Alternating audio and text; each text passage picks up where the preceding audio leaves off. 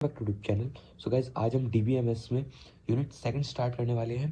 जो जो important topic है सारे इस वीडियो में कवर अप करेंगे, बस आपको ध्यान से इस वीडियो को देखना है। तो गाइज स्टार्ट करते हैं। फर्स्ट टॉपिक हमारा क्या है?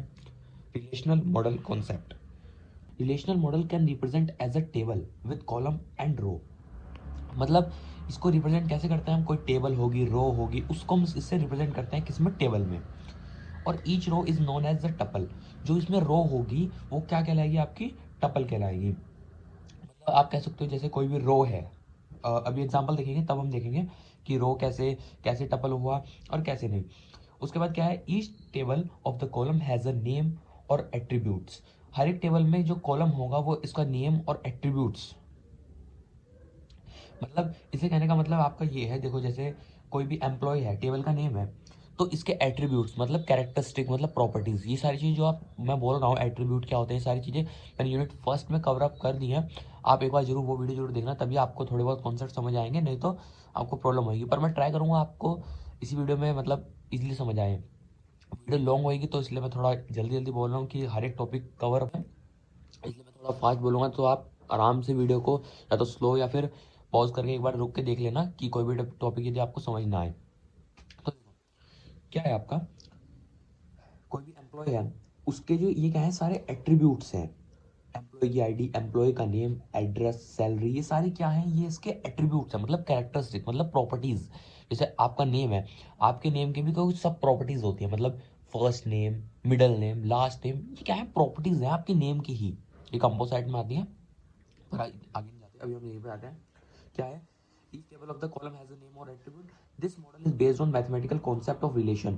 जो ये मॉडल है किस पे बेस होता है? आपके मैथमेटिकल कॉन्सेप्ट ऑफ रिलेशंस पर। मतलब जैसे मैथमेटिकल रिलेशन होते हैं, जैसे रिलेशन मतलब जैसे आपका यूनियन हो गया, इंटरसेक्शन हो गया, उन पर बेसिस होता है ये।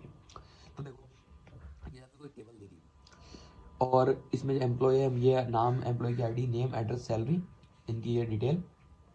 हम इसमें एक बार स्ट्रक्चर देखते हैं, मतलब कोई भी आपको टेबल दे दी, उसमें स्ट्रक्चर क्या होगा रिलेशनल का? देखो स्ट्रक्चर क्या क्या होगा? पहले रिलेशन, नेम ऑफ टेबल, ये आपका रिलेशन है। नेम ऑफ टेबल ये आपका क्या है? रिलेशन है, ठीक है। और आगे क्या है आपका? टपल। टपल, टपल क्या होता है? Single row of any relation. किसी भी रिलेशन, रिलेशन आपका ये है, इस रिलेशन में कोई भी सिंगल रो, मतलब सिंगल रो मतलब आप इसको भी कह सकते हो जैसे ये तो आपको सॉरी वेरिएबल हो गया, जैसे आपकी ये वाली एक सिंगल रो आपकी क्या कहलाती है? टपल कहलाती है। इसको ऐसे याद रखना है, कोई भी ऐसा क्वेश्चन आए तो आप उसको लिखना अच्छी तरह। इसमें बस कुछ नहीं, आपको समझना है और थोड़ा सा याद रखना है, और सब आपको बना के लिखना पड़ेगा। जैसे मैं समझा रहा हूँ बस उसको समझो, और ऐसे ही लिखोगे तो आपको मार्क्स अच्छे मिलेंगे। आयु तो देखो क्या है, एक मैंने सिंगल रो बना दी, ये आपकी क्या होगी? टपल। फिर आते हैं एट्रीब्यूट, वही जो मैंने अभी बताया, characteristic of any relation represent by column. मतलब जो कैरेक्टरिस्टिक प्रॉपर्टी होती है एट्रीब्यूट, उसको रिलेशन मतलब एक रिलेशन के स्ट्रक्चर में कैसे उसको करते हैं रिप्रेजेंट? कॉलम से। मतलब जैसे कि आपका कॉलम क्या हो गया? ये हो गया, ये पूरा हो गया, ये हो गया, ये हो गया, ये क्या कहलाता है? पूरा पूरा एट्रीब्यूट कहलाता है। देखो जैसे मैंने क्या रखा, पूरा एक सैलरी का ब्लॉक क्या होगा? एक एट्रीब्यूट होगा। पूरा एक एड्रेस का ब्लॉक क्या होगा? एक एट्रीब्यूट होगा, ठीक है। अब चलते हैं डोमेन। डोमेन क्या है? Set of all permitted values about any attribute. मतलब set of all permitted values about any attribute. इसका मतलब क्या हुआ आपका? जैसे कोई नेम, दीपक, विनय, सौरभ, राहुल, ये डोमेन है। डोमेन मतलब सेट ऑफ परमिटेड वैल्यूज, जिनकी मतलब कोई एग्जिस्टेंस है आपकी, मतलब आप कह सकते हो उसको। जैसे कोई इसमें कोई आपने कहा डोमेन क्या है? दिल्ली, दिल्ली, बैंगलोर, पुणे, मतलब कोई है वैल्यू ना उसमें, नल नहीं आने का परमिटेड वैल्यू में, ये बात ध्यान रखना। ये आपके डोमेन हो गए। अब इसके नेक्स्ट चलते हैं। फिफ्थ आपका क्या है? Tuple variable. टपल वेरिएबल में क्या आएगा? Part of tuple row which is data stored in an attributes. मतलब आप कह सकते हो, देखो जैसे आपका ये आपकी कोई टपल रो है, इसमें से कोई भी एक वेरिएबल मतलब कोई भी एक पार्ट एट्रीब्यूट्स का, मतलब ये सारे एट्रीब्यूट्स ही हैं। तो जैसे मैंने ये ले लिया, या ये ले लो, या ये ले लो, कोई ले लो, ये भी ले सकते हैं। तो मैंने ये लिया, ये क्या है? एक टपल वेरिएबल है। ये क्या है? एक टपल वेरिएबल है। कोई भी एक वेरिएबल मतलब टपल रो में से कोई भी एक पार्ट उसका, वो कहलाएगा आपका टपल वेरिएबल। और अब इसके बाद क्या आपका आता है? इसके बाद आपका क्या है, डिग्री और कार्डिनिटी। डिग्री में क्या है, number of column in a relation.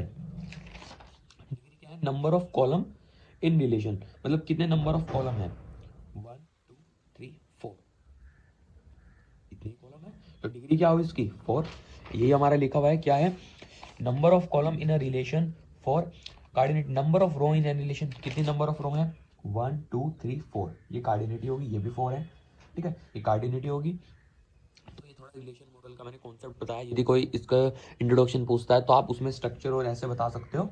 तो अब नेक्स्ट टॉपिक पर चलते हैं। हमारा नेक्स्ट टॉपिक क्या है, कंस्ट्रेंट्स। कंस्ट्रेंट्स क्या होते हैं, कंस्ट्रेंट मतलब कोई भी कंडीशन कह लो, रिस्ट्रिक्शन कह लो, ऐड ऑन द डेटाबेस। मतलब आप जैसे कुछ भी कहते हो कि कुछ भी काम करने से पहले उसको थोड़ा सोचना, या फिर मतलब कोई भी जैसे आप लिख रहे हो तो हमें पता भी तो होना चाहिए कि क्या लिखना है, तो एक कंडीशन है वो चीज़। सिंपल मैं बताता हूँ, कोई भी जैसे टेबल है, उसमें आपको डेटा को इंसर्ट ऐड ऐड कर, मतलब इंसर्ट ऐड करना, अपडेट करना, तो एक कंडीशन के थ्रू होता है। तो नॉर्मल वे में आप क्या लिख सकते हो definition, condition restriction added on the database, मतलब कोई भी कंडीशन जो होगी वो एडेड, हम ऐड करते हैं डेटाबेस में, अपने डेटाबेस में। और रिस्ट्रिक्शंस मतलब कोई भी, मतलब कि इस काम को होने के लिए ये होना जरूरी है, ये आपकी क्या होगी, कंडीशन या फिर रिस्ट्रिक्शन। चलो देखो क्या है, apply on attribute like columns, मतलब कोई भी कॉलम्स है आपका, मतलब कोई भी एट्रीब्यूट है, कोई भी कैरेक्टरिस्टिक है, उस पर अप्लाई होता है ये पूरी कंडीशन इन टेबल में। अब इसके जब टाइप देखेंगे तब आपको इजीली समझ आएगा कि क्या कंडीशन होगी, क्या रिस्ट्रिक्शन होगी। अभी दिमाग में लोड मतलब आराम से करो। देखो टाइप्स क्या है, फर्स्ट क्या है, यूनियन, सॉरी, फर्स्ट क्या है, unique, second not null, primary key, check, foreign key, default. देखो फॉरेन की मैंने पहले ही बताया हुआ है, फॉरेन की फर्स्ट वीडियो में ही मैंने कवर अप कर दिया है। यदि किसी को नहीं पता तो आप उसमें देखना, नहीं तो ये वीडियो लॉन्ग हो जाएगी यदि मैं इसमें बताऊंगा। तो फिर मैं थोड़ा थोड़ा इनके बारे में बता देता हूँ। ये डीपली पढ़ना है तो आप एक बार वीडियो देख लेना पॉज करके वाली। देखो क्या है फॉरेन की, which is also use for the reference integrity, मतलब रेफरेंस के लिए यूज किया जाता है। आपको पता ही होगा फॉरेन की में क्या करते हैं, एक टेबल आपकी ये होती है, दो टेबल होती है, एक टेबल ये होगी और एक टेबल ये होगी। सपोज करो एक टेबल यहाँ पर है, एक टेबल यहाँ पर है, तो इसमें कोई ये एक कॉमन की, एक कॉमन एट्रीब्यूट होगा, यहाँ पर भी कॉमन एट्रीब्यूट होगा। तो ये क्या है, फॉरेन की का काम करेगा इस प्राइमरी की के अकॉर्डिंग, ठीक है। तो फॉरेन की का ये होता है। और चेक, मतलब चेक का यूज हम किस लिए करते हैं, मतलब कोई कंडीशन क्या होगी, चेक लगा दी हमने, मतलब एग्जांपल मैंने कोई एज ले ली, चेक करो यदि एज ग्रेटर देन 18 है तो हमारा ये आपकी टेबल ओपन होनी चाहिए, ये हमारा प्रोग्राम रन होना चाहिए। ये आपकी चेक क्या है, कंडीशन मैंने लगा दी, ये चेक हो गया, ठीक है। डिफॉल्ट में जाते हैं, डिफॉल्ट क्या है, एग्जाम्पल कोई सैलरी, मतलब डिफॉल्ट सैलरी 10,000 हमने कर दी, मतलब किसी की यदि हमने सैलरी फिल नहीं करी तो वो डिफॉल्टली 10,000, मतलब 10,000 उसकी आपकी सैलरी आ जाएगी, वहाँ पर शो होगी। डिफॉल्ट हो गया, फॉरेन की हो गया, चेक हो गया। प्राइमरी की, प्राइमरी की क्या होती है, प्राइमरी की मैं बताता हूँ थोड़ा सा।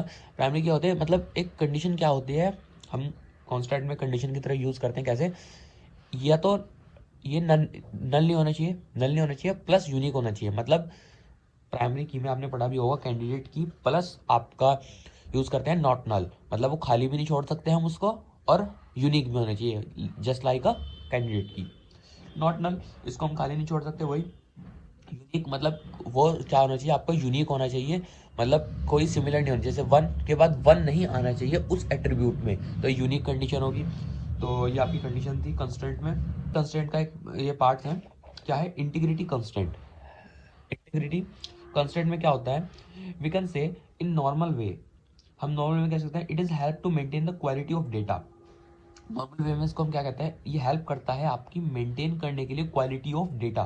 क्वालिटी ऑफ डेटा की, क्वालिटी ऑफ डेटा मीन्स, अभी हम देखो इसमें देखेंगे, क्वालिटी ऑफ डेटा आपका जस्ट लाइक आप कहते हो किसी टेबल में आपकी, जैसे कि इनहेंसमेंट को इंक्रीज करना, मतलब अभी देखो कॉन्स्टेंट आर रूल्स, ये क्या है, रूल्स है defined in a database, define करते हैं डेटाबेस में, to maintain data accuracy, to maintain करने के लिए डेटा की एक्यूरेसी, कॉन्स्टेंसी, मतलब कि डेटा प्रोवाइड होता रहना चाहिए, ऐसा नहीं है कि बीच में रुक जाए, एंड रिलेबिलिटी, मतलब रिलेबल होना चाहिए डेटा आपका। दे ensure that the data stored in the database follows pre defined rule और कंडीशन, कुछ फॉलो, क्या फॉलो करता है, प्री डिफाइंड रूल्स और कंडीशन फॉलो करता है, डेटाबेस में स्टोर करने से पहले, ठीक है। तो क्या होंगे इंटीग्रिटी कांस्टेंट में, ये आपके कितने टाइप्स के होते हैं, 1 2 3 4 टाइप्स के आपके होते हैं।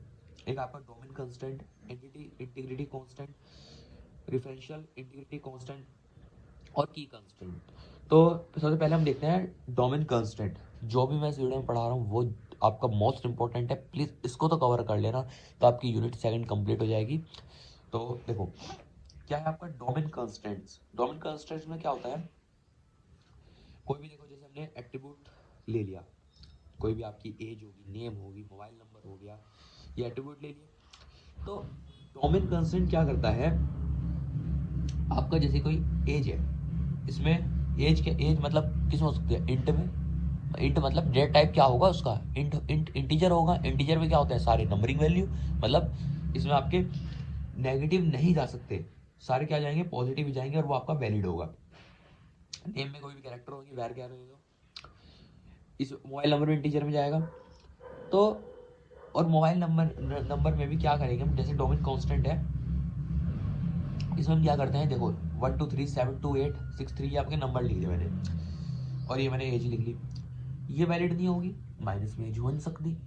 ये भी आपका वैलिड नहीं होगी, ये हो सकती है। जीरो मतलब किसी ने अभी करी हो, मतलब एंटरिंग, तो मतलब जीरो तो हो सकती है, बट मोबाइल नंबर वैलिड नहीं है, ये भी वैलिड नहीं है। 10 नंबर का तो एटलीस्ट होना ही चाहिए। तो मेरा कहने का मतलब ये है, इसमें एक जैसे हमने अभी क्या पढ़ा, हमने कंडीशन पढ़ी, कौन सी, चेक वाली कंडीशन, वो याद रखना कि यदि हमारा चेक ये है तो ये कंडीशन अप्लाई होगी, मतलब वो चेक करेगा यदि ये फिलफुल है तो वो आगे वर्क करेगा, नहीं तो नहीं करेगा। तो देखो क्या है, हम क्या करेंगे, using check age greater than 0। अगर एज आपकी ग्रेटर देन है 0 से तो वो वैलिड होगी, मतलब ये आपकी वैलिड है। और एक और कॉमन आगे, मतलब ये क्या बताता है, क्रॉस प्रोडक्ट बताता है वैसे तो, यदि हम उसमें देखेंगे आगे, बट कॉमन से मैं बताता हूँ, ये क्या है, चेक मोबाइल नंबर इक्वल होना चाहिए 10 के, तो ये आपका वैलिड होगा, नहीं तो नहीं। तो आपका थोड़ा सा डोमेन कंस्ट्रेंट के बारे में बताया, इतना आप लिखोगे इनफ होगा। और थोड़ा सा बना के लिख देना कि जैसे जैसे मैंने बताया इसके बारे में, कि आपका जो एज है इसमें ऐसी कंडीशन अप्लाई करते हैं, मोबाइल नंबर को ऐसे करते हैं, और ये आपका डोमेन कंस्ट्रेंट यहाँ पे होता है। अब सेकंड आपका क्या आएगा, सेकंड आपका है entity integrity integrity constant. Entity integrity constant क्या है, it is totally related to primary key. जो आपका एंटिटी इंटीग्रिटी कांस्टेंट है ये टोटली रिलेटेड होता है किससे, प्राइमरी की से, ठीक है। और in this at least one unique plus not null data is present. मतलब देखो एंटिटी इंटीग्रिटी कांस्टेंट में क्या होता है, ये टोटली आपका रिलेटेड होता है किससे, आपकी प्राइमरी की से। और प्राइमरी की का मैंने कॉन्सेप्ट प्रीवियस वीडियो बनाया, तो वहां से देख लेना।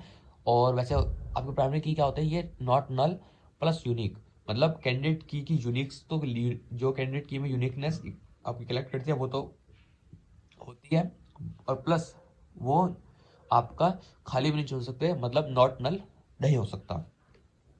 एग्जाम्पल हम क्वांटम में देखते हैं इसका, एंटिटी इंटीग्रिटी कांस्टेंट। इसमें क्या, इसमें देखो हमारा हमने एग्जांपल लिया, ये हमारी टेबल है, मैंने बता ही दिया प्राइमरी की वाला होता है। तो प्राइमरी की तरह ही इसमें क्या होता है, देखो यहाँ पर हम खाली नहीं छोड़ सकते। इन दिस टेबल, इस वाली टेबल में S I D is primary key, ये क्या है, प्राइमरी की है। And primary key can not be नल, नल नहीं हो सकती, बट नल है। ये आपकी प्राइमरी की है, ये यूनिक है, नेम सेम हो सकते हैं, सेमेस्टर भी सेम हो सकते हैं, एज भी सेम हो सकती है, बट ये आपकी क्या है, यूनिक है, बट नल नहीं हो सकती, तो ये एग्जांपल वैलिड नहीं है। जो आपका मैंने समझाने के लिए बताया एंटिटी इंटीग्रिटी कांस्टेंट है। अब कहोगे ये वैलिड क्यों नहीं लिखा, उसने लिख दिया and primary key can not be null, but this show the null, ये शो कर रहा है आपको नल, तो इट्स नॉट अ वैलिड। अब बात करते हैं सेकंड क्या है आपका, सेकंड आपका है referential integrity constant. Referential integrity constant क्या है, it is totally related to a foreign key, मतलब टोटली रिलेटेड होता है आपकी फॉरेन की से। आपकी फॉरेन की मींस जैसे कि दो टेबल हैं, और आपकी दो टेबल हैं, और एक आपकी फॉरेन की होगी जो आपकी राइट साइड में होगी, और जो लेफ्ट साइड में होगी वो ऐसा वर्क करेगी प्राइमरी की का। इसका एग्जांपल देखते हैं, ये आपकी टेबल है, एक ये टेबल है, दोनों में एक कॉमन चीज है, ठीक है, ये वर्क करती है एज अ फॉरेन की और ये वर्क करती है मतलब कोई सी भी ले सकते हो आप। यदि ये वाली टेबल ले रहे हो तो ये फॉरेन की का वर्क करेगी, ये ले रहे हो तो ये फॉरेन की का, इसमें इन्होंने ले रखा है ये वाली, ये फॉरेन की का वर्क करेगी, और ये एज अ प्राइमरी की। इट मीन्स देखो 10 11 12 10 11 14, ये क्या है देखो 14 इसमें नहीं है ना, तो क्या लगेगा not allowed as DN4 is not defined as a primary key. ये एज अ प्राइमरी की नहीं डिफाइन कर सकते in the table DNO is foreign की डिफाइन। ये तो आपके फॉरेन की में आएंगे, बट इसको हम फॉरेन की में नहीं कर सकते क्योंकि ये आपकी दूसरी टेबल में आपकी शो नहीं है। तो ये थोड़ा सा फॉरेन की वाला कॉन्सेप्ट है, तो आप वहां से देख सकते हैं वीडियो में, पूरा प्रीवियस वीडियो में। तो अब आपका फोर्थ क्या है, की कंस्ट्रेंट। की कंस्ट्रेंट में क्या होता है, it is related to uniqueness.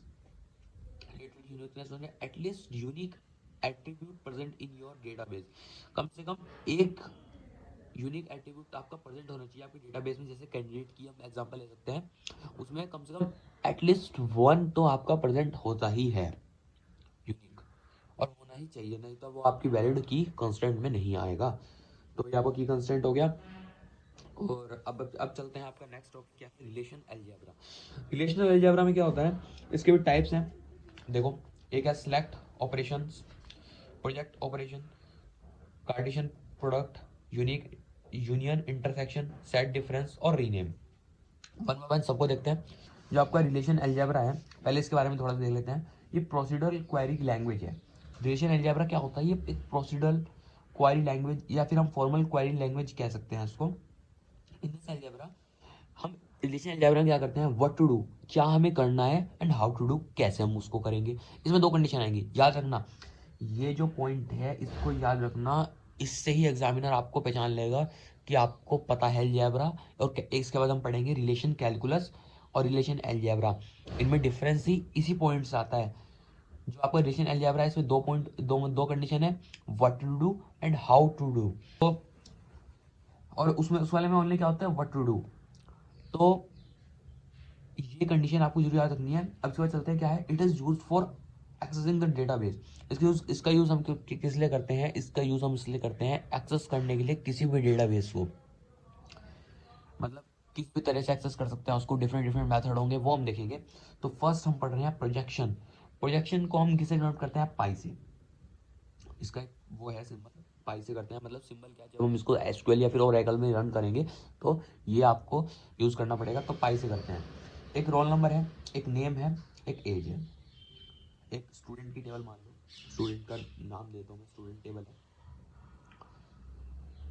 Table का नेम जरूर रखना, नहीं तो आपको प्रॉब्लम जरूर आएगी कि फिर मिक्स हो जाएगा सब कुछ। पहले ही टेबल का नेम स्टूडेंट, ये इसके एट्रीब्यूट्स आ गए 1 2 3, ये इसकी डेटा हो गया इसमें। क्वेरी देखो क्या है, क्वेश्चन आएगा, मतलब जो मैं बता रहा हूँ इसको आप ऐसे ही लिखना अपनी तरफ से बना के। यदि और क्वेश्चन आया तो उसको इस तरह सॉल्व करना, ये भी है। मतलब दो तरीके से हो सकता है, या तो आपको कहेगा प्रोजेक्शन के बारे में बताओ, तो आपको ये लिखना पड़ेगा बना के, मतलब जैसे आप समझोगे तो इसको अपने माइंड में सेट करके अपना ही एक टेबल बना के, अपना ही एक क्वेरी लिख के उसको बताना पड़ेगा। बट यदि आपका वो कहता है कि इस क्वेरी से बनाओ, तो वो आपको करना पड़ेगा। तो सब कुछ इसी से देखना क्या है, retrieve the roll number from table student. Retrieve करना है रोल नंबर रिट्राइव करना है फ्रॉम टेबल। कौन सी टेबल से, आपकी स्टूडेंट टेबल से हमें करना है। देखो, it is work on distinct form. ये वर्क किससे करता है, डिस्टिंक्ट फॉर्म। डिस्टिंक्ट फॉर्म क्या होती है, मतलब जो जो आपका यूनिक होगा उसी को रिप्रेजेंट करेगी, जो आपका सेम होगा उसको नहीं करेगी। ठीक है, only give unique output not duplicate. ये आपका हो गया। तो देखो, इसको रिप्रेजेंट कर सकते हैं, हमें क्या रोल नंबर को करना है, तो पाई रोल नंबर, ठीक है, प्रोजेक्ट प्रोजेक्ट कर दे रोल नंबर को। ये आपका नीचे की साइड है, बॉटम साइड है। प्रोजेक्ट कर दे किसको, रोल नंबर को, किस में से करना है, स्टूडेंट टेबल से। यहाँ पे टेबल का name, ask for retrieving project, तो आउटपुट क्या हो जाएगा आपका, रोल नंबर। तो ये आपका सिंटैक्स भी है, और यही आपका जैसे आप लिखोगे किसी भी चीज में, ये आपका फॉर्मेट है। तो ये हो गया। और यदि कोई, जैसे यहाँ पे मैंने लगा दिया डिस्टिंक्ट लगा दिया, तो मतलब जो सेम होगा उसको ही क्या करेगा, ओनली वन टाइम लिखेगा, टू टाइम्स को नहीं लिखेगा। तो ये क्या था, प्रोजेक्शन के बारे में। अब सेकंड आपका आता है सिलेक्शन। सिलेक्शन में क्या होगा, इसको डिनोट करते हैं इस वाले से, ये इसको डिनोट हम इससे करेंगे, ठीक है। और देखो प्रोजेक्शन में क्या करते हैं हम, कॉलम्स में करते हैं, और सिलेक्शन में क्या करते हैं, रो में करते हैं हम, मतलब पूरी एक रो। और प्रोजेक्शन में हम पूरा एक कॉलम को आउटपुट में घेरते हैं। अब हम इसको ऐसे कर सकते हैं, देखो जैसे प्रोजेक्शन को हम पूरा एक कॉलम में डाल, मतलब पूरा एक कॉलम आउटपुट में शो होता है, इसमें पूरी एक रो शो होती है, रो वाइज शो होता है ये, not as a column wise. ये आपका मतलब डिफरेंस भी है, याद रखना, ठीक है। और रो को हम टपल भी कहते हैं, जैसे हमने अभी स्टार्टिंग में पढ़ा था, रो को हम क्या कहते हैं, टपल भी कहते हैं। तो देखो हमने क्वेरी लिखी, retrieve the name of student whose roll number 2। उसका नेम रिट्राइव करना है स्टूडेंट का जिसका रोल नंबर आपका क्या है, 2 है। रोल नंबर क्या है, 2 है, मतलब बी को प्रिंट करना है। ये तो हमने डायरेक्टली कह दिया। उसको हम कैसे सॉल्व करेंगे, उसका होगा आपका फॉर्मेट, पहले तो हमें पहले तो क्या करेंगे उसको, हाँ जैसे जैसे मैंने अभी आपको बताया, प्रोजेक्शन का भी यूज करना, सिलेक्शन का भी यूज करना।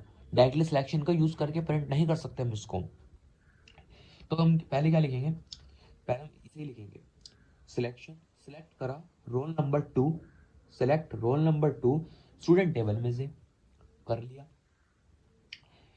एंड प्रोजेक्ट क्या करना है, प्रोजेक्ट करना है नेम। ये कंडीशन के बाद बाहर लगाएंगे हम पाई, ऑलवेज यूज इन लास्ट। और हमेशा आपका जो प्रोजेक्शन होता है वो हमेशा लास्ट में यूज होता है, ये जरूर ध्यान रखना, always use in last. And आपका आउटपुट क्या आ गया, बी, ठीक है। ये भी यही आपका सेम यहाँ पे लिखा हुआ है, कि मैंने थोड़ा बड़ा करके लिख दिया यहाँ पर, ठीक है। ये है, तो इसको हमेशा लास्ट में यूज करते हैं कि डायरेक्टली एक ही चीज को प्रोजेक्ट करके आपको दे देगा। पहले मैंने सिलेक्ट लगाया रोल नंबर पे, स्टूडेंट टेबल में रोल नंबर पे गया, कि मैं इसको प्रिंट करूंगा तो आपका क्या आएगा, आपका ये पूरी आएगी। पहले आएगा रोल नंबर, नेम और एज, और फिर मैं ये लगा दूंगा पाई नेम, तो ओनली आपका क्या होगा, नेम प्रिंट हो जाएगा। तो आपका क्या selection. Now moving on, Cartesian product operation. बस कार्टेशियन प्रोडक्ट सेम ही है, इसको बस ध्यान से समझना। ये आपका आगे जो मैं पढ़ाऊंगा उसमें भी अभी यूज होएगा, क्रॉस प्रोडक्शन में इसका यूज होएगा, तो उसको ध्यान समझना। आपकी 2 टेबल है, R1 और R2, इसमें कुछ एट्रीब्यूट्स हैं और इसमें डेटा की एंट्री है। क्रॉस प्रोडक्शन ऑपरेशन क्या है, देखो मैंने सबसे पहले तो मैं इनका डेटा लिख लूंगा, ABCDE लिख लिया। मैंने पहले क्या करा, ये आपके सारे एक साथ लिख लिए ABCDE, ठीक है। कॉलम प्लस कॉलम को ऐड करेंगे, कॉलम कितने हैं, 3 है, और इसमें भी 3 ही है, तो 6, मतलब क्रॉस प्रोडक्शन कितने का आएगा, 6 का आएगा। तो ABCDE, तो ये आ गए कॉलम में, ठीक है। और मैं रो की बात करूं तो रो 2 इंटू 2, मतलब रो कितनी है, 2, और इक्वल किससे आ जाएगी, 4 के, ठीक है। तो आपका इसका मीन्स क्या हो गया कि एंट्री आएंगी 4 तक row wise, and column wise आपकी क्या आएंगी, 6 एंट्रीज। तो मैंने ऐसे लिख दिया। और क्रॉस प्रोडक्शन में हम क्या करेंगे, जैसे आपका ये है 1 2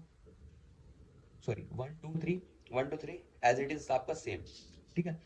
और फिर CDE में 3 4 5 एज इट इज आपका सेम।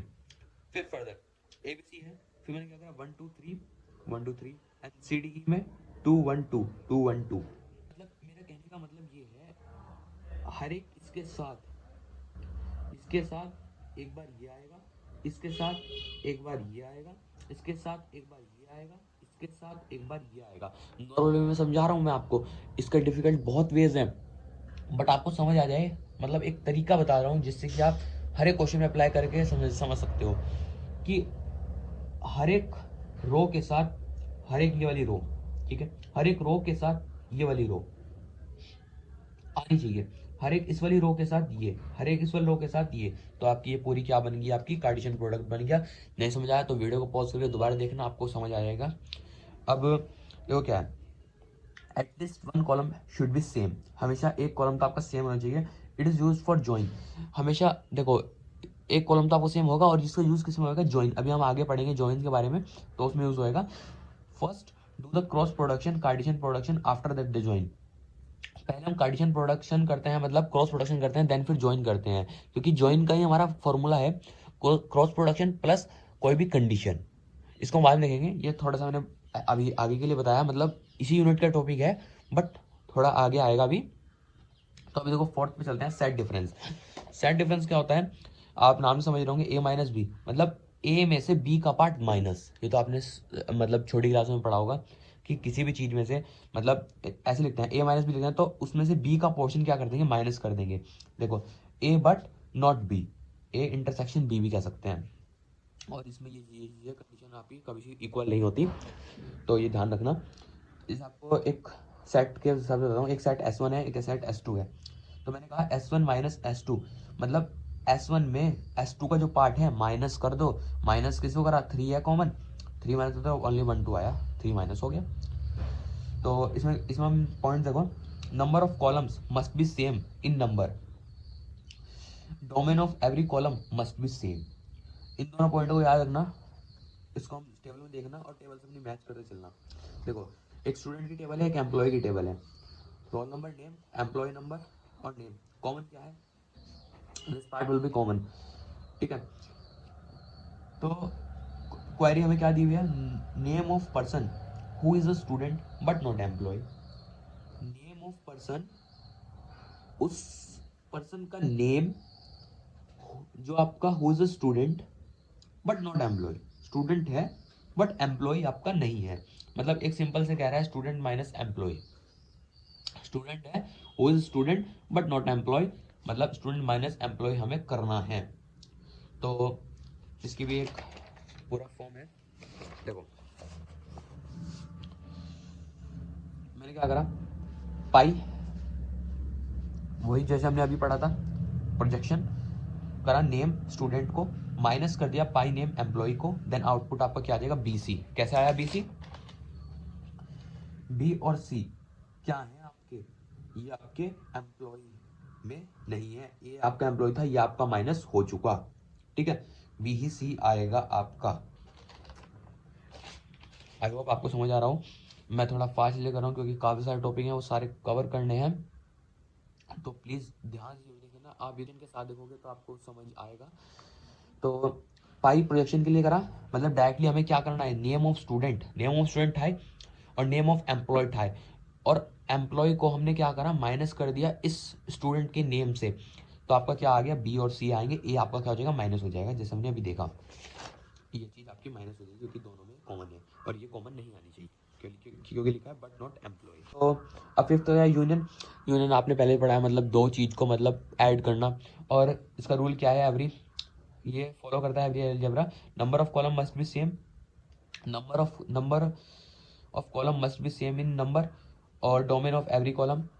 तो मतलब जैसे 1 2 3 है और 3 4 5 है, बट जो कॉमन होगा वो एक बार लिखा जाएगा यूनियन में, ये भी यूनियन का रूल है, जो कॉमन होगा वो एक ही बार लिखेंगे। जैसे 3 और 3 एक बार लिखा गया 3, देन 4 और 5, ये आपका यूनियन हो गया। ऐसी कोई दो टेबल है आपके स्टूडेंट और एम्प्लॉय, इसमें मैंने क्या करा, कहा स्टूडेंट प्लस एम्प्लॉय, जो जैसे कॉमन तो इसमें 1 1 है, 1 है 1 1, और ये भी देखना 1 और A ये दोनों होने चाहिए, 1 और A, इसीलिए इसको एक टाइम लिखा। यदि यहाँ B होता तो इसको भी लिखते हम, ठीक है। तो 1A 2B और 3C और 7E, ये ऐसे लिखा गया, ठीक है। इसको भी ऐसे लिख सकते हैं हम। देखो पाई नेम स्टूडेंट यूनियन पाई नेम एम्प्लॉय, प्रोजेक्शन करा नेम को स्टूडेंट के और यूनियन कर दिया एम्प्लॉय के नेम से, एंड देन आउटपुट आपका क्या आ गया, ABCE। तो ये आपका रिलेशन अलजेब्रा था।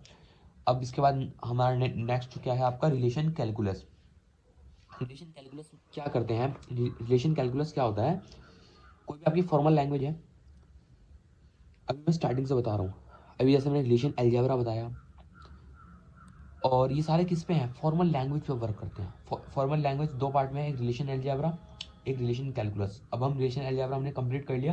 रिलेशन अलजेब्रा में क्या था, व्हाट डेटा वी वांट, कौन सा डेटा हम चाहते हैं, एंड हाउ वी वांट, कैसे उसको हम ले सकते हैं, और कैसे इसमें कंडीशन अप्लाई होंगी, और कहाँ से आपका डेटा आएगा, ये सारी कंडीशन आपकी किस में होती है, रिलेशन अलजेब्रा में होती हैं। बट रिलेशन कैलकुलस में क्या होता है, व्हाट डेटा वी वांट, कौन सा डेटा हम चाहते हैं, बस इतना पता है होना चाहिए। हम उसे कैसे करेंगे, क्यों करेंगे, कब करेंगे, ये हमें मतलब नहीं है। What data we want only, not how to do.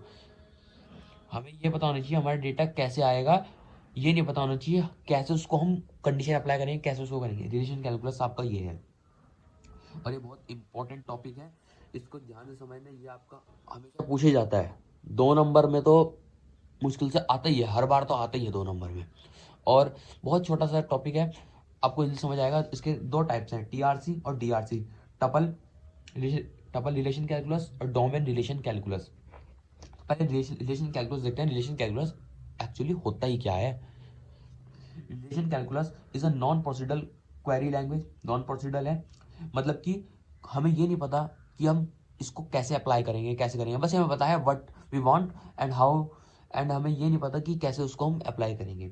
और declaration and declarative language, it uses mathematical predictive calculus और first order logic instead of algebra.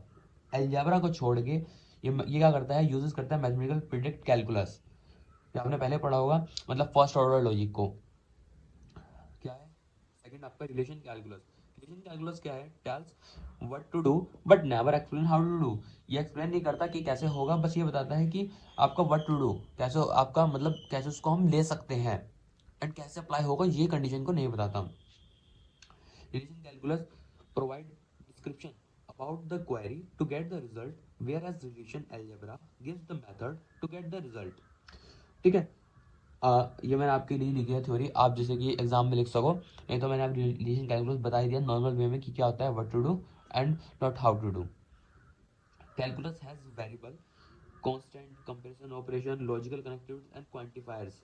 Calculus मतलब कंटेन करता है जैसे वेरिएबल, कौन कौन से, जैसे कंपैरिजन मतलब ग्रेटर लेस सिंबल्स, लॉजिकल में आपका एंड और आ गया, और आपका क्वांटिफायर में आपका फॉर ऑल, और ये सारी कंडीशन आ जाती हैं। अब चलते हैं इसके टाइप्स के ऊपर, टीआरसी और डीआरसी के ऊपर। ये आपका क्या है, आपका 2 टाइप्स की है, 2 टाइप्स की है, tuple relation calculus, domain relation calculus. Tuple देखते हैं पहले। It is work on tuples. Tuples पे वर्क करती है, मतलब रो पे वर्क करती है, आपकी रोज पर। ठीक है, रो पे वर्क करती है। Variable range over tuple. ठीक है, वेरिएबल की जो रेंज आपकी उसकी ओवर टपल्स होती है। एग्जाम्पल आपका लाइक आपका एसक्यूएल। ठीक है, डोमेन रिलेशन कैलकुलस में क्या होता है, it is work on domain of attributes. ये वर्क किस पे करता है, आपके डोमेन ऑफ एट्रीब्यूट्स और कॉलम, मतलब कॉलम्स पर। किस पे करता है, आपके कॉलम्स पर करता है। Variable range over domain elements. Example क्या होगा आपका, लाइक ओबी query by example. Query by example. अभी हम इसका थोड़ा और देखते हैं टपल और डोमेन के बारे में, मतलब कि इसमें कौन कौन सा आपका क्या इसका सिंटैक्स होता है, कैसे इसको लिखते हैं, तो वो देखते हैं। अब कैलकुलस में क्या होगा आपका, देखो टपल रिलेशन मॉडल है, डोमेन रिलेशन मॉडल है। टपल रिलेशन कैलकुलस क्या है, it is a non procedural query language which is based on finding a number of tuple, which is based on क्या करता है, finding on number of tuple variable also known as range variable, जैसे मैंने अभी बताया पीछे, for which predict hold true. It describes the desired information. It describe the desired information without giving a specific procedure, बिना किसी specific procedure के, for obtaining that information। किसके और क्या करता है, आपको प्रोवाइड करता है आपके रिजल्ट को बिना किसी स्पेसिफिक प्रोसीडर के, आपको डिस्क्रिप्शन प्रोवाइड करता है आपकी जो भी आपकी क्वेरी है। TRC is use for selecting the tuple. TRC का यूज करते हैं selecting the tuples in a relation that, in a relation मतलब कोई भी आपकी जो टेबल का नेम होगा, that satisfy the given condition, जो सेटिस्फाई करता है गिवन कंडीशन, या फिर उसको प्रिडिकेट भी कहते हैं, जैसे सेट थ्योरी की बात करूँ तो उसको प्रिडिकेट भी कहते हैं। And the result of the relation can have 1 और मोर टपल्स। जो रिजल्ट क्या होता है रिलेशन का, वो एक या एक से ज़्यादा भी टपल्स का हो सकता है। आपका जैसे मैंने एक इसको रिप्रेजेंट करने का तरीका क्या है, नोटेशन को, कर्ली ब्रेसेस आगे टी स्लैश पी ब्रैकेट में टी, इसको हम टी स्लैश कंडीशन, पी को हम क्या कह सकते हैं एज अ प्रेडिकेट या फिर कंडीशन। ठीक है, तो मैंने यहाँ क्या कह दिया आपको, कंडीशन कह दिया कि आपका क्या है, कंडीशन है। ठीक है, टी ऐसा क्या है, कंडीशन है। Where T is a relation, और जो आपका टी क्या है, रिजल्टिंग टपल। टी आपका क्या होगा, आपका रिजल्टिंग टपल होगा। And P, T is a condition based to fetch T, और मेरा कंडीशन है कोई भी। ठीक है, तो in TRC notation use, in TRC में कौन कौन सी नोटेशन यूज कर सकते हैं वो देखो। T is a tuple variable, T is a tuple variable, and T A denote the value of tuple, ये डिनोट क्या करता है, value of tuple and T on attribute A, and T on, इस पर होगा एट्रीब्यूट ए पर, मतलब ये क्या बताता है, एट्रीब्यूट को बताता है। और टी बिलोंग्स आर, मतलब डिनोट करता है tuple T is relation R, मतलब वो टी रिलेशन में होता है, मतलब बिलोंग करता है किसमें, आर में। T denote the tuple T denotes that tuple T is in relation R, and P is the formula similar to that the predicate calculus। और ये एग्जांपल भी आप ये लिख सकते हो। एंड देन बात करते हैं domain relation calculus. In domain relation calculus filtering variable using the domain of attribute, it uses the same operators as tuple calculus।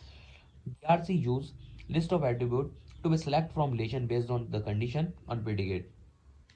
Simple है, कुछ नहीं कह रहा। जो डोमेन होता है वो आपका कॉलम्स पर अप्लाई होता है, और इसमें क्या करते हैं, हिल्टन वेरिएबल आपका यूज करते हैं डोमेन ऑफ एट्रीब्यूट्स। तो इसको it is use for logic connectives, ये यूज करता है लॉजिक कनेक्टिव, जैसे आपका एंड और नॉट, ये सारी चीज़। और उसको रिप्रेजेंट करने का तरीका कौन कौन सा है, ये आप यहाँ से थ्योरी लिख सकते हो उसके बारे में पढ़ के। जो जो इंपॉर्टेंट है मैं वो आपको बता रहा हूँ, क्योंकि वीडियो आपको पता ही है ज़्यादा लंबी बन जाएगी यदि मैं ऐसे सारे टॉपिक मतलब डिटेल में बताने लगा। बट जो आपका मेन से मेन पॉइंट है वो मैं आपको जरूर इस वीडियो में कवर कर रहा हूँ। नोटेशन देखो क्या है, कर्ली ब्रेसेस आ गया आपका, less than A1 A2 A3 A की AN ग्रेटर देन, फिर आपका एक पार्टीशन आ गया P A1 A2 AN। तो इसमें जो A1 A2 हैं आर एट्रीब्यूट्स, ये क्या है, एट्रीब्यूट्स हैं ये डोमेन वेरिएबल्स का, तो इनको क्या कर सकते हैं, डोमेन वेरिएबल्स कह सकते हैं। और P stand for formula build by inner attribute. P जो है फॉर्मूला है, फॉर्मूला भी एक फॉर्मूले की डेफिनेशन है पर्टिकुलर, उस पर जाते नहीं है, आप इसको एक बार देख लेना। बिल्ड बाय इनर एट्रीब्यूट्स, हम इसको ऐसे भी कह सकते हैं, P represent as a predicate similar to that of predicate calculus, इसको रिप्रेजेंट कर सकते हैं as a predicate similar to that of predicate calculus. Example इसको याद कर सकते हैं। अब नेक्स्ट टॉपिक की तरफ चलते हैं हम, introduction on SQL. Introduction on SQL क्या है, SQL stand for structure, SQL stand for structure query language, structure query language, इसकी फुल फॉर्म क्या होगी, structure query language. SQL is a non procedural in nature, the SQL stand specified data definition, जो SQL है standard specify करता है data definition, data manipulation, मतलब एक standard form में डेटा को स्पेसिफाई करता है, डेटा की डेफिनेशन, डेटा का manipulation and other associative and facilities of a DBMS that support the relation data model, जो सपोर्ट्स करता है रिलेशन डेटा के मॉडल को। ठीक है, SQL is a comprehensive language, SQL क्या है, कॉम्प्रिहेंसिव लैंग्वेज है for controlling the for controlling and interacting with a database management system. ठीक है, this language was named as the structured English query language, मतलब SEQUEL, and the name later was shortened to structure query language. ठीक है, मतलब इसके introduction के बारे में जैसे आपको पूछेगा तो आप ये सारे पॉइंट्स देख सकते हो उसमें। एंड देन क्या क्या रोल प्ले करता है SQL, it is an interactive language, ये क्या है, इंटरेक्टिव लैंग्वेज है, because the user gain occurs to the data by issuing desired query and provides a convenient easy to use to for ADHO database queries। Interactive language है जो आपका क्या करती है, जो भी आपका कोई ऑकर होता है तो database to issuing desired query and the provide करती है कन्वीनियंट इजी टू यूज, वही सारी चीज़ें जो नॉर्मल हम देख सकते हैं किसी भी एसक्यूएल के बारे में। एंड ऐसे आपका ये वाला पॉइंट होगा, आप इसको आप देख लेना। और ये जो मेन है मैं आपको बता ही रहा हूँ, it is a database administrative language है, क्या डेटाबेस एडमिनिस्ट्रेटिव लैंग्वेज है, because database administer uses SQL to define the database structure and control access to the stored data. Administrative language है तो, और ये क्या करते हैं, जो आपका डेटा एडमिनिस्ट्रेटर यूज करती है एसक्यूएल में डिफाइन करने के लिए किसी भी डेटाबेस के स्ट्रक्चर को, कंट्रोल एक्सेस को प्रोवाइड करने के लिए, कोई भी आपका एडमिनिस्ट्रेटर है वो कंट्रोल करता है कोई भी एक्सेस को, कोई भी एक्सेस होगा जो भी होगा वो। And it is a client server language, हम इसको क्लाइंट सर्वर लैंग्वेज भी कह सकते हैं, because it can be use access a remote, मतलब एक एज अ रिमोट, जैसे कि आपको आउटपुट मिल सके और वो भी आपका आउटपुट दे सके एज अ रिमोट सर्वर के फॉर्म में database. It is a disruptive It is a distributed database language because SQL helps in distribution of data across many connected computer system. ठीक है, अब इसके जो कैरेक्टरिस्टिक है एसक्यूएल की एडवांटेज डिसएडवांटेज अभी हम मॉडल में देखते हैं. Characteristic of SQL. SQL uses extremely flexible. It is used as a free-form syntax that gives the user and the ability to structure SQL statement in a way best suited to them. ठीक है, ऐसे आप ये सारे आप यहाँ से पढ़ सकते हैं कैरेक्टरिस्टिक इसकी. और एडवांटेज की मैं बात करूँ तो इसमें फास्टर क्वेरी प्रोसेस, मतलब फास्टली क्वेरी को मतलब प्रोसेसिंग होती है. नो कोडिंग स्किल्स, कोई भी कोडिंग स्किल की रिक्वायरमेंट नहीं होती. स्टैंडर्डाइज लैंग्वेज होती है, पोर्टेबल होती है, इंटरेक्टिव लैंग्वेज है. डिसएडवांटेज है, ज़्यादा हम कोड लिए तो कॉम्प्लेक्सिव इंटरफेस हो जाता है, कॉस्टली है, एंड पार्शली कंट्रोल, मतलब पार्शली भी इसको कंट्रोल किया जा सकता है due to hidden business rules. Complete control is not a given to the database. Advantage और डिसएडवांटेज थी एसक्यूएल की. अब चलते हैं हम नेक्स्ट टॉपिक हमारा क्या है, SQL data types. SQL data type क्या है? Data type are used to represent the nature of the data. Data type का यूज हम करते हैं, रिप्रेजेंट करते हैं किसी भी डेटा के नेचर को, कि वो आपका न्यूमेरिक है, अल्फाबेटिक है, या फिर आपका कैसा है. तो and that can be stored in database table. तो एसक्यूएल डेटा टाइप में आपके काफ़ी सारे आते हैं. तो टाइप देखो, ये 3 टाइप्स के हैं mainly: string data type, numeric, date and time data type. तो फर्स्ट क्या देखते हैं, string data type. String data type में क्या होता है, MySQL स्ट्रिंग डेटा टाइप, इसमें आपका कैर साइज आएगा, वेर कैर आएगा, टेक्स्ट साइज आएगा, बाइनरी साइज आएगा. आपके 4 तरीके इसमें आते हैं जो आपके मेन है. वैसे तो बहुत सारे होते हैं, जो मैंने थ्योरी इनके बारे में लिख रखी है, आप वहाँ से देख सकते हैं. मैं इसके बारे में सिर्फ ये आपको बताऊंगा कि असल में होता क्या है. कैर साइज क्या है? कैर साइज का इसका यूज़ हम इसलिए करते हैं, क्या बोलते हैं, किसी भी कैरेक्टर को आपका मतलब कोई भी लेटर हो गया, कोई नंबर हो गया, स्पेसिफिक कैरेक्टर हो गया, और इसकी साइज कैन भी आपका हो सकता है 0 to 255 कैरेक्टर. डिफॉल्ट में आपका क्या होता है, 1 होता है.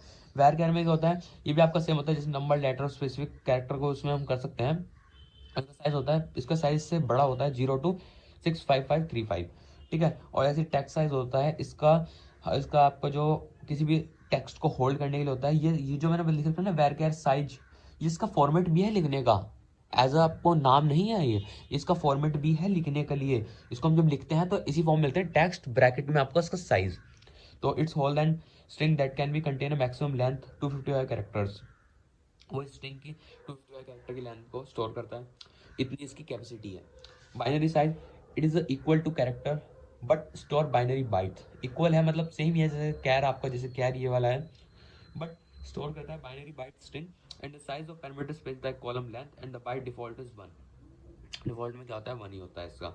सेकंड क्या है, MySQL न्यूमेरिक डेटा टाइप. अब न्यूमेरिक डेटा टाइप कौन कौन से होते हैं वो देखेंगे. न्यूमेरिक डेटा टाइप में क्या क्या होता है, बिट साइज होगा, it is used for bit value.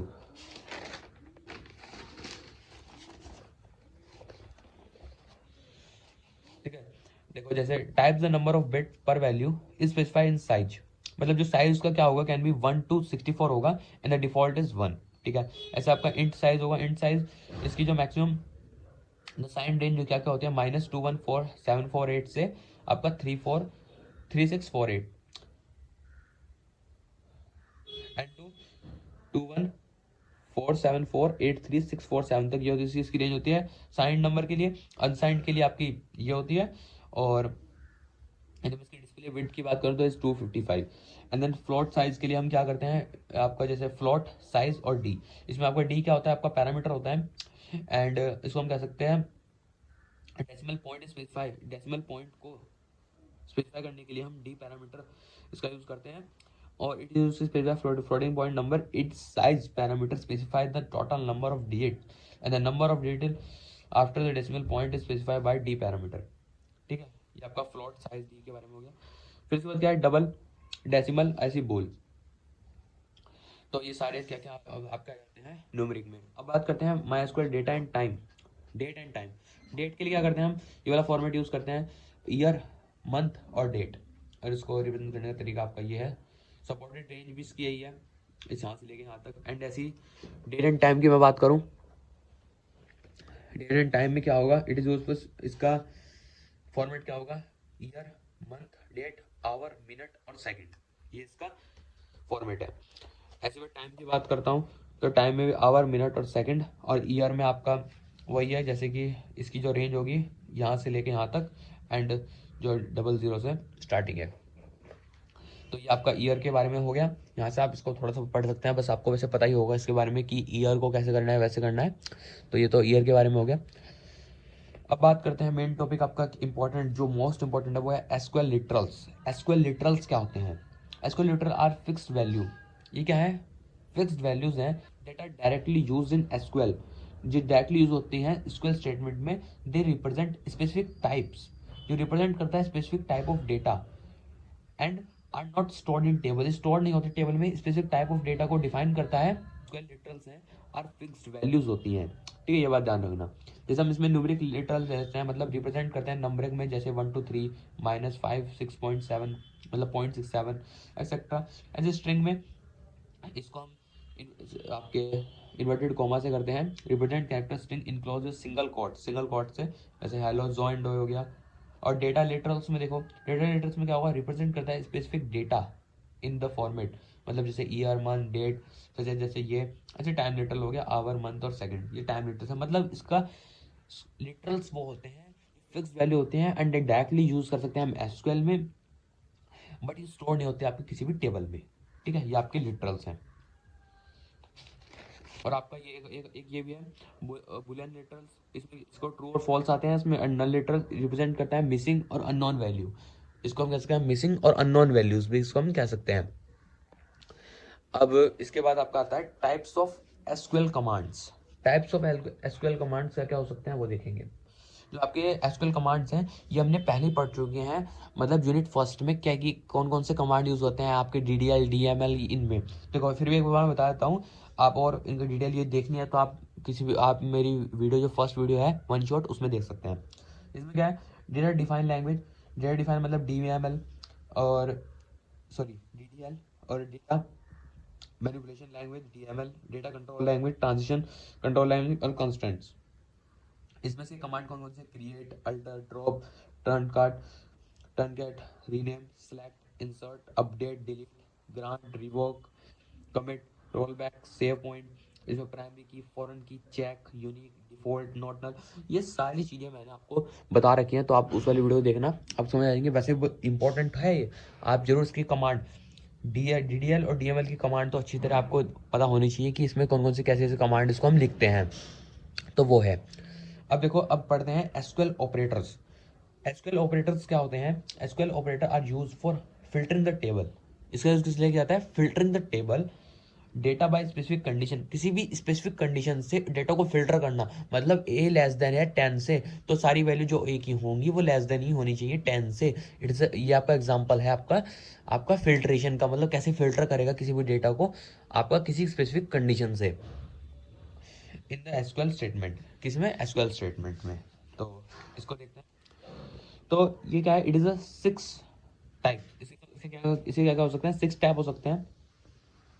आपका अर्थमेटिक ऑपरेटर हो गया, कॉम्प्रेशन लॉजिकल हो गया, सेट हो गया, बिटवाइज हो गया, यूनरी हो गया। ये आपको सबको पता ही है। अर्थमेटिक ऑपरेशन मतलब जैसे प्लस माइनस ये सारे आएंगे। कंपैरिजन में ग्रेटर लेस आएगा, लॉजिकल में एंड और आएगा, सेट में आपका यूनियन आएगा, बिटवाइज में मतलब बिट्स वाले आएंगे, यूनरी में इनके सबका फॉर्मेट आता है। तो ये सारे 6 टपल हैं। ये आपको यदि इनको थोड़ा डीप पढ़ना है तो क्वांटम में देख लेना आप। तो मतलब इसमें बस कुछ नहीं होता, इसकी टेबल बता के बताना पड़ता है कि कैसे ऑपरेटर किसी भी डेटा को फिल्टर करके भेजता है। ऐड क्या करेगा? एडिंग का काम करेगा, माइनस करेगा, सब्ट्रैक्शन का काम करेगा। तो ये सारी चीज़ वो है। अब बात करते हैं मोस्ट इम्पॉर्टेंट, जो 10 नंबर तो आता ही है हर बार। ये क्या है? व्यूज। व्यूज क्या है? They are the virtual logical table. मतलब एक वर्चुअल लॉजिकल टेबल है। ये फिजिकली मतलब आप फिजिकली एज अ मान सकते हो, मतलब टेबल में एज अ फिजिकली स्टोरेज नहीं होता, बस एक वर्चुअल होती है। That is use to view और manipulate part of the table. इसका यूज करते हैं टेबल को देखने के लिए, और मैनिपुलेट मतलब एक्सेस करना या फिर उसमें थोड़ा बहुत चेंज करना। इसका यूज हम इसलिए करते हैं आपके टेबल में। View is the result set of stored query. ठीक है, व्यू क्या है? Result set of stored query का है। टाइप्स ऑफ व्यू की बात मैं करूं, रीड ओनली व्यू और अपडेटेबल व्यू। मतलब इसमें क्या होता है? No manipulation is allowed. Read only view मतलब कि आप ओनली यूज कर सकते हो ओनली रीड के लिए, मैनिपुलेशन इसमें अलाउड नहीं है।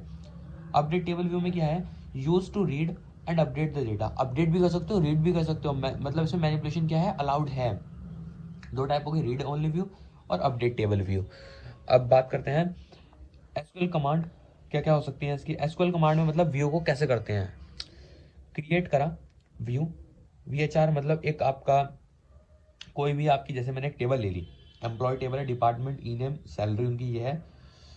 तो इसमें क्या है, मुझको व्यू आपका जनरली क्या करता है, किसी भी एक पर्टिकुलर, जैसे मैंने कह दिया कि यूजर को तो HR के डेटा को संभालिए, और एक यूजर एडमिन को, फाइनेंस को, तो मतलब एक पर्टिकुलर इनको अलग अलग देना पड़ेगा। उसके लिए आपको स्टोरेज चाहिए, मतलब बहुत सारा एक कॉम्प्लेक्स हो जाता है। बट डायरेक्टली व्यू को यूज करके हम क्या कर सकते हैं, उसको एक्सेस दे सकते हैं कि भाई व्यू करेगा HR, तो जो व्यू 1 है, मतलब यूजर 1 है, वो व्यू करेगा HR को, जो भी HR को डेटा आएगा। तो हम क्या यूज करते हैं इसमें command, create view, view HR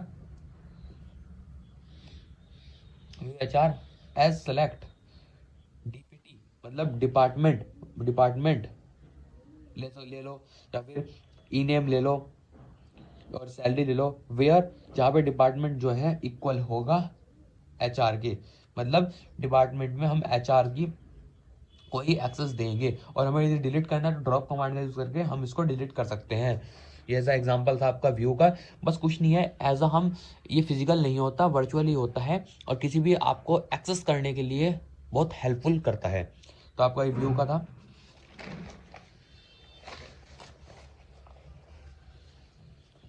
अब मैं डिफरेंस देखूं व्यू और टेबल में, एक टेबल होता है, एक व्यू होता है। टेबल में क्या होता है, फिजिकली एंटिटी होती है, ये वर्चुअल एंटिटी होती है। ये एक्सट्रैक्ट डेटा फ्रॉम टेबल, ये डेटा इज स्टोर्ड, इसमें डेटा स्टोर किया जाता है, इसमें एक्सट्रैक्ट किया जाता है। मतलब मैं इसको व्यू को एक तरीके से और बताऊं, जैसे आपकी कोई टेबल है, इसमें काफी सारी एंट्री है, इसमें से कुछ ही एंट्री को, सिर्फ इन्हीं एंट्री को किसी यूजर के द्वारा एक्सेस किया जा सकता है, मतलब एक्सट्रैक्ट कर लिया उसमें से, और वो भी virtually.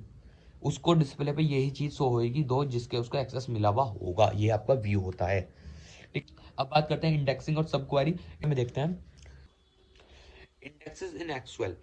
Indexes are specific lookup table that the database search engine can use to speed up data retrieval. इसका यूज हम किस लिए करते हैं, डेटा को स्पीड अप रिट्रीवल करने के लिए, मतलब एक्सेस करना, मतलब फास्टली उसको वो करने के लिए इंडेक्सिंग का यूज करते हैं। मतलब आपने एरे में भी पढ़ा होगा, मतलब डेटा स्ट्रक्चर में पढ़ा होगा किसी भी चीज की इंडेक्सिंग का, तो वो है इसमें मैटर, और कुछ नहीं है।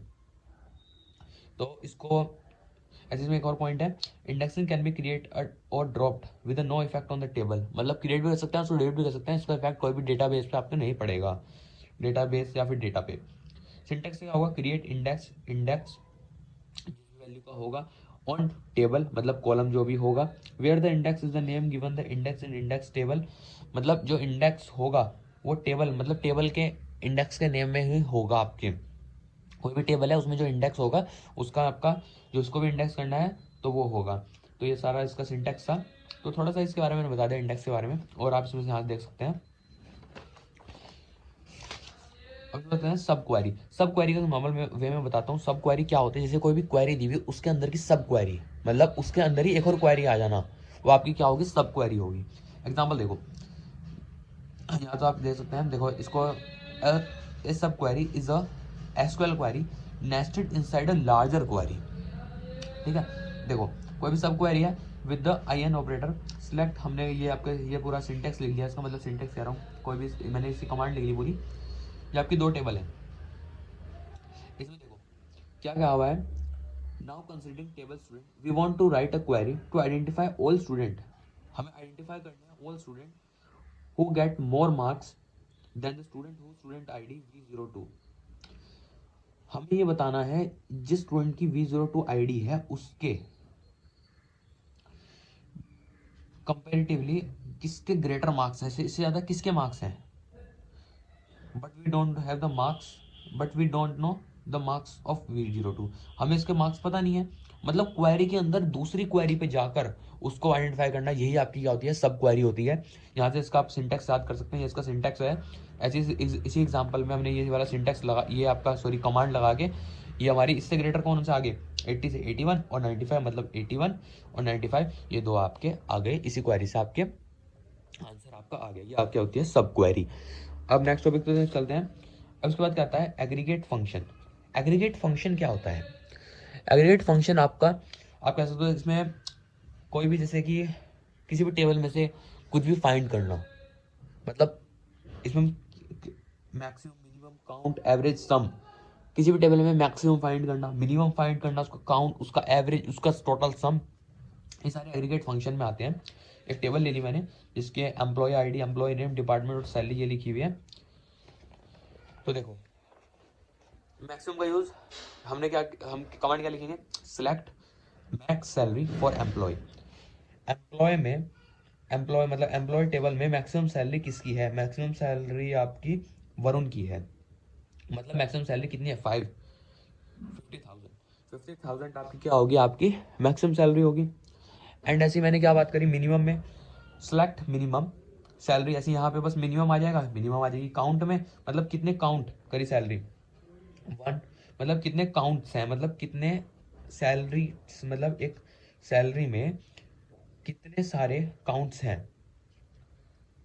1 2 3 4 5, 5 है। नल को क्यों नहीं करा? क्योंकि हमें पता नहीं इसकी ग्रेटर भी हो सकती है, इसकी जीरो भी हो सकती है, कुछ हमें पता ही नहीं, या हो भी नहीं सकती, इसलिए हम इसको हम काउंट नहीं करेंगे। बट अब यदि मैंने इसमें क्या लगा दी, डिस्टिंक्ट फॉर्म लगा दी, ओनली काउंट करेगा यूनिक वैल्यू। देखो डिस्टिंक्ट फॉर्मेट लगा दी इसी में ही, काउंट में ही। तो यहाँ पे क्या होगा, ये दोनों सेम है तो ओनली यूनिक को इस काउंट करेगा, मतलब एक बारी एक को काउंट करेगा। तो यहाँ पे क्या होगी, 4 काउंट की वैल्यू। अब मैं सम की बात करूँ तो टोटल इनका सम आ जाएगा, नल को स्किप करके तो इनका सम आ गया। ऐसे मैं कहूँ डिस्टिंक्ट फॉर्मेट में सम, इसको वन टाइम यूज करके ऐड करना है सबको, ये आपका सम हो गया। और एवरेज की बात करूं तो एवरेज कैसे निकलता है, वही आपकी जो कमांड होगी वो तो सेम रहेगी, बट इसमें एवरेज सैलरी के लिए हम क्या करते हैं, सम ऑफ सम सैलरी, मतलब सम क्या आया सैलरी का आपका आया, और काउंट क्या आया सैलरी का, काउंट क्या आया 5 आया, और जो आपकी क्या आई फिर एवरेज क्या आएगी आपकी 28,000, ये आपकी क्या आ गई, एवरेज आ गई। तो ऐसे ये आपके एग्रीगेट फंक्शन में यूज होते हैं। अब आपका नेक्स्ट टॉपिक क्या है, जॉइंस। अब जॉइंस देखेंगे। जॉइंस हमने ये देखो पहले भी पढ़ा हुआ है जॉइंस के बारे में, कि जॉइंस मतलब किसी भी चीज को जॉइंट करना। और अभी हमने हमने क्या पढ़ा था, क्रॉस प्रोडक्शन। आपको पता होना चाहिए क्रॉस प्रोडक्शन हमने कैसे करा था, उसी का ही मेन रोल है। बस क्रॉस प्रोडक्शन में हमें एक कंडीशन ऐड करनी है और आपका जॉइन कंप्लीट। देखो जॉइन क्या है, इसके सारे टाइप्स हैं, cross join, natural join, condition join, equi join, SAP join, outer join. Outer join में लेफ्ट राइट फुल सबको कवर करेंगे। देखो ओनली जॉइन वर्क व्हेन जब एनीवन एट्रीब्यूट आर कॉमन। ये जॉइन तभी वर्क करेगा जब कोई भी एक एट्रीब्यूट कॉमन तो होना ही चाहिए। देखो जॉइन क्या है, क्रॉस प्रोडक्शन प्लस एक सिलेक्ट स्टेटमेंट है, कंडीशन है। जॉइन क्या है, एक क्रॉस प्रोडक्शन है प्लस एक सिलेक्ट स्टेटमेंट है। देखो कोई एक टेबल है एम्प्लॉय, एक डिपार्टमेंट है, एक टेबल नेम एम्प्लॉय, एक टेबल है एम्प्लॉय की, एक डिपार्टमेंट की, जिसमें ये आपकी चीज क्या है, कॉमन है, और ये एज अ वर्क करेगी फॉरेन की का, और एज अ वर्क करेगी प्राइमरी की का, एज अ रेफरेंस लेने के लिए। तो देखो क्वेश्चन देखो, suppose gives the question like this. हमें क्वेश्चन मिला है, find the name of employ, मतलब फाइंड करना है नेम किसका, किसमें, एम्प्लॉय में, who's working in HR department, जो एचआर डिपार्टमेंट में वर्क कर रहा है। मतलब इसमें डिपार्टमेंट टेबल भी आ गई और वर्क कर रहा है उस एम्प्लॉय टेबल में, एम्प्लॉय का नेम बताना जो एचआर डिपार्टमेंट में वर्क कर रहा है। मतलब इसमें एक चीज ध्यान रखना कि जो आपका ज्वाइन में हम क्या करते हैं कॉमन चीज देखते हैं, कॉमन आपका होना ही चाहिए। So we are using both employ plus department, तो ये मतलब हम दोनों यूज करेंगे एम्प्लॉय प्लस डिपार्टमेंट। तो ये आपका क्या होता है, ज्वाइन है, दोनों की हमें नीड पड़ रही है, ठीक है। अब देखो हम टाइप्स के ऊपर चलते हैं, ये तो हमने ज्वाइन के बारे में बताया ज्वाइन क्या होता है। अब natural join, natural join, natural join, यदि हम नेचुरल ज्वाइन जिसे मतलब हमने अच्छी तरह समझ लिया तो आपको आगे ज्वाइन की टाइप्स में किसी में भी दिक्कत नहीं आने की, एक समझ आने पे आपके सारे टाइप्स क्लियर हो जाएंगे, तो उसको ध्यान समझना। नेचुरल ज्वाइन क्या होता है, कॉमन एट्रीब्यूट की जो, देखो इसकी जो डेफिनेशन है, अभी आपको डेफिनेशन समझ लो, जो कॉमन एट्रीब्यूट की जो वैल्यू है को इक्वलाइज करना। कॉमन एट्रीब्यूट्स मतलब कॉमन एट्रीब्यूट एम्प्लॉय नेम उसकी जो वैल्यूज हैं उसको इक्वलाइज करना है, so we are using natural join, तो हम नेचुरल जॉइन यूज करते हैं। करता हूँ इसी में कर सकते हैं, बट समझने के लिए कॉमन एट्रीब्यूट्स की वैल्यू को इक्वलाइज करना ही नेचुरल जॉइन कहलाता है। और जो आपका ये एज इसको हम इक्वल जॉइन भी कह सकते हैं, इक्वी जॉइन जो टाइप है ना आपका ये वाला इक्वी जॉइन। बस इसमें डिफरेंस क्या होता है इक्वी जॉइन में, जो आपका वो किसी भी एट्रीब्यूट के साथ हो सकता है, कॉमन की उसमें रिक्वायरमेंट नहीं है, बट नेचुरल में कॉमन होता है, ये इसका डिफरेंस है, याद रखना। ठीक है, क्वेरी क्या है, find the employ name who is working in a department. Find करना है एम्प्लॉय नेम जो वर्किंग कर रहा है किसमें, डिपार्टमेंट, किस, who is working in a department. सारे एम्प्लॉय नेम फाइंड करना जिस जो आपके डिपार्टमेंट में वर्किंग कर रहे हैं, ये चीज ये आपकी क्वेरी है। तो जब रो फाइंड करनी है तो m इंटू एन मतलब 4 इंटू 3, 4 इंटू 3 12, मतलब 12 आपका क्या बनेंगे इसमें, इसके क्रॉस प्रोडक्शन में आएंगे। तो देखो मैंने क्या कमांड यूज करी, सिलेक्ट ई नेम, सिलेक्ट करा E name from employ comma department.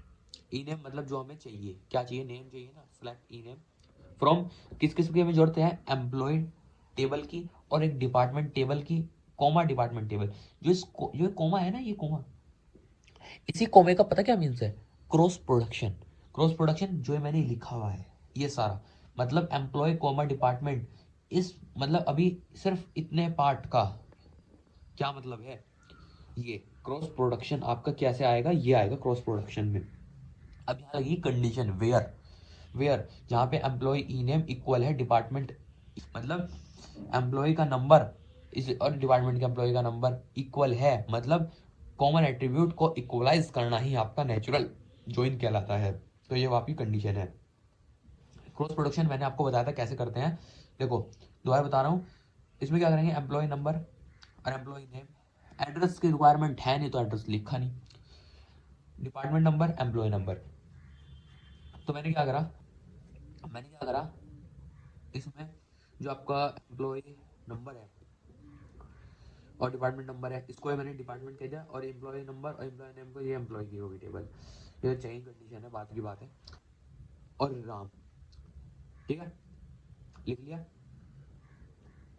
ये हर एक के साथ आएगा, मतलब अब कह रहा हूँ मतलब हर एक के साथ आएगा, D1 के साथ भी, D2 के साथ भी, D3 के साथ भी 1, सिर्फ ये, मतलब कहने का मतलब जैसे मैंने कहा था ना, ये रो इस सब के साथ आएगी, ये रो इस सब के साथ आएगी, ये वाली रो इस सब के साथ आएगी, ये वाली फोर्थ रो इस तीनों के साथ आएगी। जैसे वन नाम है D1 1 D1 1, वन नाम है D2 2 2, वन नाम है D3 4 D3 4, ऐसे ही क्रॉस प्रोडक्शन हुआ, ठीक है।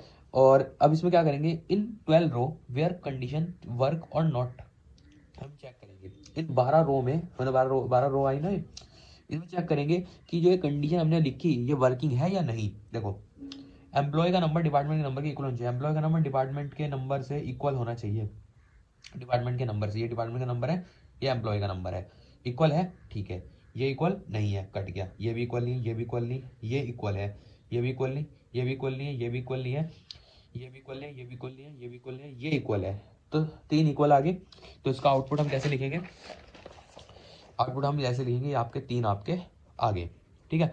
तो आपका आउटपुट क्या आया, वही आपका आउटपुट क्या आ जाएगा, राम, वरुण और अमृत, ठीक है। तो एसक्यूएल में इसको हम ऐसे कैसे डायरेक्ट कैसे लिखेंगे, select E name from employ natural joint department. अब इसको ही मैंने खोल के यहाँ पर बताया था कि इसको कैसे समझना है, ठीक है। ये आपका नेचुरल ज्वाइन हो गया। सेल्फ ज्वाइन में वही है सेम। अब तो मैंने डायरेक्ट फटाफट बताते जाऊंगा कि कैसे भी करते हैं। देखो क्या है, find student ID who is enrolled in at least 2 course.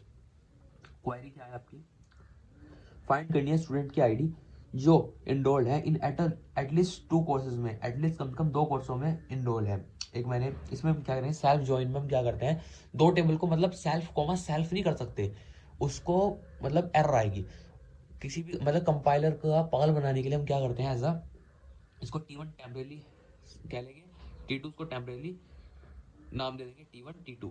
2 आपकी स्टडी टेबल है, 2 मैंने ली है, ये नहीं तो आपको गिवन तो यही होगी। एक और मैंने सिमिलरली ऐसी ही ली है, ये एज्यूम मैंने करी है, ये एजम्पशन, ठीक है। वही सेलेक्ट, मतलब हमें किस में चाहिए, हम T1 या T2 कुछ भी ले सकते हैं। T2 डॉट आपकी स्टूडेंट की ID from study as, from study में as T1 and comma study as T2, comma मतलब वही क्रॉस प्रोडक्शन, और कंडीशन क्या है, T1 dot student ID equal है T2 डॉट स्टूडेंट आईडी के, एंड T1 जो उसकी कोर्स आईडी है वो नॉट इक्वल होनी चाहिए T2 की कोर्स आईडी से, ये मैच नहीं करनी चाहिए, ओनली आपकी स्टूडेंट आईडी ही मैच करनी चाहिए, ये कंडीशन है।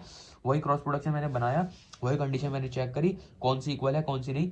देखो इसमें क्या है, checking process above condition is true और फॉल्स, तो यह भी कंडीशन क्या है, ये कंडीशन स्टूडेंट आईडी तो मैच है बट कोर्स आईडी डिफरेंट है, वैलिड, और सब में देखो ऐसी कंडीशन नहीं है, तो ओनली दो ही आएंगी, तो आपको आपका आउटपुट में क्या आ जाएगा, ये आ जाएगा, ठीक है।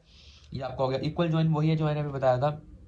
इसमें इक्वल जॉइन में क्या होता है, आपका जो नेचुरल जॉइन है उसमें तो हम क्या करते हैं, किसी भी मतलब उसमें सिर्फ कॉमन एट्रीब्यूट का ही इक्वलाइज करते हैं, इसमें हम किसी भी एट्रीब्यूट को इक्वल में रख सकते हैं। देखो it is the same as natural join but the equalize join apply any attribute, but natural join only common attribute ही इक्वल कर सकते हैं। एज इज इश्यू क्वेरी है, find the employ name who work in department having location same as their address, ठीक है। वही है इसका, जैसे कि एम्प्लॉय नंबर है और आपका 1 2 3 4 ये एम्प्लॉय डिपार्टमेंट है, फॉरन की है, वही सेम एज इट इज आ जाएगा, वही कंडीशन लग जाएगी, बट इसमें इक्वल हम किसी के भी कर सकते हैं, कॉमन होने की जरूरत नहीं है, तो वही कंडीशन चेक करेंगे और यहाँ आपका आउटपुट क्या आ जाएगा, राम आ जाएगा। तो इसको आप बहुत सारे ध्यान से समझना तो आपको समझ आएगा। आउटर ज्वाइन, एक लास्ट हमारा ज्वाइन बच रहा है, क्या है, आउटर ज्वाइन। आउटर ज्वाइन को देखते हैं। आउटर जॉइन में कुछ नहीं होता, इसमें क्या होता है, एक लेफ्ट आउटर जॉइन होता है, एक राइट आउटर जॉइन होता है। लेफ्ट आउटर जॉइन में क्या होता है, जो आपकी लेफ्ट साइड टेबल है, सपोज जैसे आपकी यहाँ पर देखते हैं, आउटर जॉइन में क्या होता है, एक दो टेबल है, इसको मैं लेफ्ट कह देता हूँ, उसको राइट कह देता हूँ। तो लेफ्ट में जो एंट्रीज होंगी और जो राइट में एंट्रीज होंगी, यदि मैं लेफ्ट आउटर की बात करूँ, लेफ्ट आउटर जॉइन, जो उसकी सारी एंट्री होंगी वो एक जो हम टेबल बनाएंगे उसमें सारी वो एंट्री आएंगी।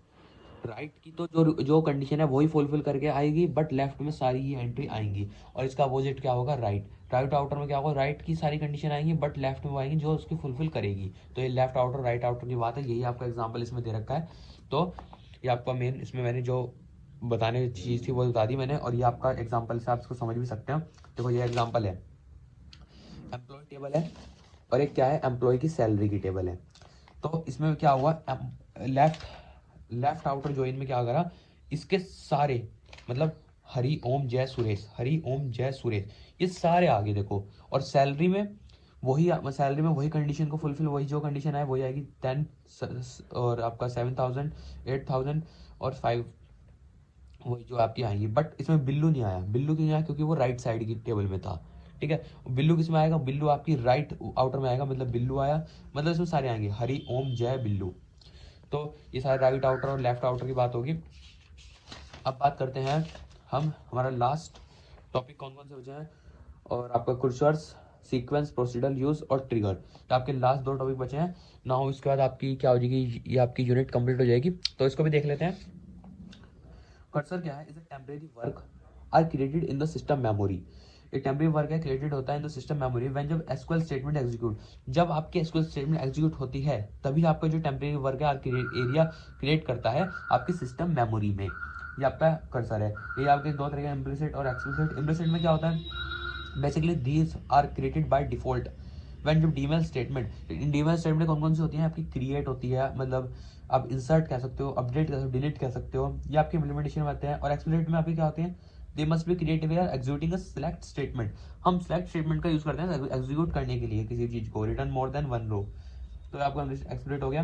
यहाँ पे आप सीक्वेंस में हम क्या यूज करते हैं, sequence are frequently used in database because many application required each row in table, मतलब सीक्वेंस आर फ्रीक्वेंटली यूज होते हैं डेटाबेस में बिकॉज मैनी एप्लीकेशन रिक्वायर्ड होती हैं हर एक रो में टेबल की, to contain a unique value and sequence provide a easy way to generate them, provide क्या करते हैं, इजी वे किसी भी चीज को जनरेट करने के लिए।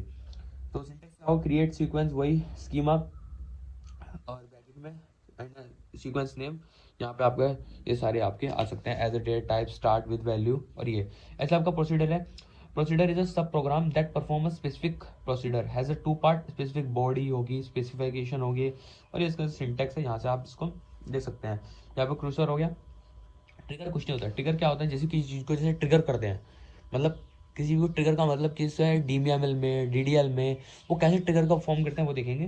Trigger is the procedure code segment that is executed automatically when some specific event occur in table view in database. देखो ट्रिगर क्या है, एक प्रोसीडर कोड सेगमेंट है, वो एग्जीक्यूट होता है ऑटोमेटिकली व्हेन जब स्पेसिफिक इवेंट ऑकर होता है आपके किसी भी टेबल या व्यू या डेटाबेस में।